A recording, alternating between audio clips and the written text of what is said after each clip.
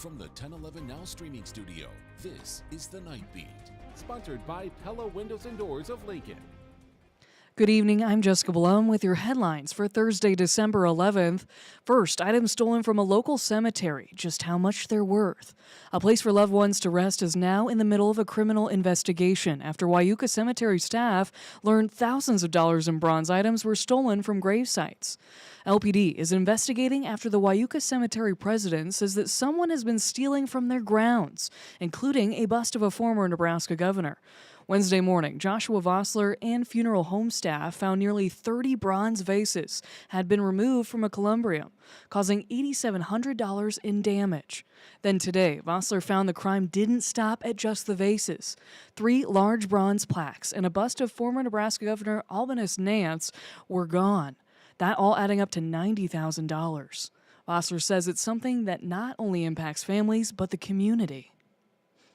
This is sacred ground to a lot of people, and something like this to happen I feel like affects everybody who is a Lincolnite. To do something so heartless, which seems to be for money, is disgusting.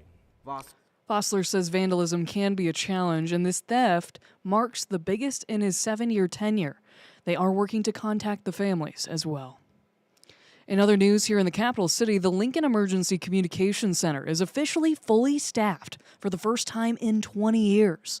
LPD made the announcement this morning, saying the 7 new recruits in its 911 academy helped close the gap. The city opened the new $8.1 million emergency communications center in June of 2024 to improve resources and work environment for local 911 dispatchers. The team typically handles about 1,500 calls a day and up to 500,000 a year. One Lincoln driver has been cited for running a red light and causing a crash on O Street Wednesday. Fire and rescue was called out to the scene after 1 p.m. The police crash report shows a white Toyota was driving north on Cotner and collided with a red Toyota that was heading west on O. Witnesses reported that the westbound Toyota ran the red light and then continued into the Sid Dillon dealership parking lot and crashed. Both vehicles were totaled. A parked car got about $1,000 in damage, and a pedestrian push-button detector was also knocked down. 3 people involved were injured, and all have non-serious injuries. The driver of the westbound Toyota ended up being cited. In our crime tracker this evening, a second man was sentenced in connection to a shooting outside Pinnacle Bank Arena after a Sexy Red concert in September of 2024. 19-year-old Delshawn Levering was sentenced 16 to 18 years in prison after pleading no contest to second-degree assault. In the plea deal, one charge was lowered and another was dropped. In October of 2024, Levering and a woman were arrested in connection to the shooting in the Haymarket. Investigators say the pair drove into the crowd that was leaving the concert and that Levering fired at least 7 rounds into the crowd, hurting a 19-year-old man. The gunfire also hit a hotel room and a car that had 3 people inside. Thankfully, no one was injured. And a Lincoln man accused of repeatedly groping a 12-year-old girl was in court Wednesday.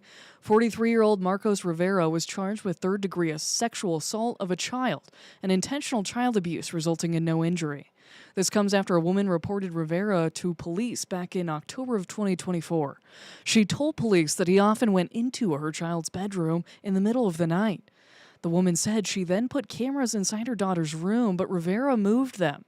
The child was later interviewed, where she said Rivera sexually assaulted her on several occasions at night. He is due back in court late next month. His bond was set at $200,000. Students in a class at Nebraska Wesleyan are putting their skills to the test by deciding on what nonprofit in the community to give $10,000 grant to, called Give to Learn. Students say the course on philanthropy has taught them a lot. I wish everyone could take this class because I think it's so important to be able to learn about philanthropy and learn about helping and how everyone can help. Everyone has a responsibility to help and everyone has something that they can give. It doesn't just have to be money. That money went to the Good Neighbor Community Center, a nonprofit that helps low-income people, as well as supporting MENA, or Middle Eastern and North African immigrants and refugees. Currently, Good Neighbor serves more than 5,000 people, with more you can find on this story up on our website. For the 14th consecutive season, Nebraska is in the Sweet 16 of the NCAA tournament, and like the previous few years, the Huskers get to stay in Lincoln for regionals. The tournament's number 1 seed is at the Devaney Center and will play Kansas at 8:30 on Friday night. I know we're grateful that we get to be here, and every week it gets harder and harder, and we understand that it's getting closer to the national championship, and it's going to get harder every week. Right now, I think there's tons of pressure as a I don't think it's the number 1 seed. I think it's the fact of our book of work this season. The whole team feeling like we can play free really helps me, because the whole vibe on the court, regardless of who's in, you can just feel that there's so much confidence. The Huskers carry a 32-0 record into this weekend's matches. 2 more wins, and the Big Red is back in the Final Four.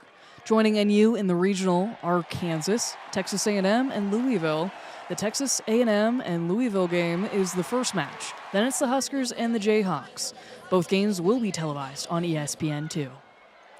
Finally tonight, in rounding out your night beat, is a check of the 7-day forecast. Temperatures are diving as we head to this weekend. Highs in the 30s for Friday and a lot of cloud cover to take over the end of this week and transition us into the weekend. There will be a chance for a little bit of snow across eastern Nebraska on Saturday, with higher amounts up in northeast Nebraska, but high only in the teens. And then you see temperatures dropping below 0 on the wrong side of 0 into Sunday morning, with highs only in the 20s, before we will start to dig ourselves out with 40s and 50s in the forecast for next week.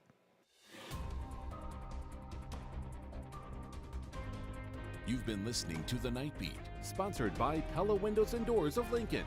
Watch, listen, and stream on the 1011 app on YouTube or wherever you get your podcasts.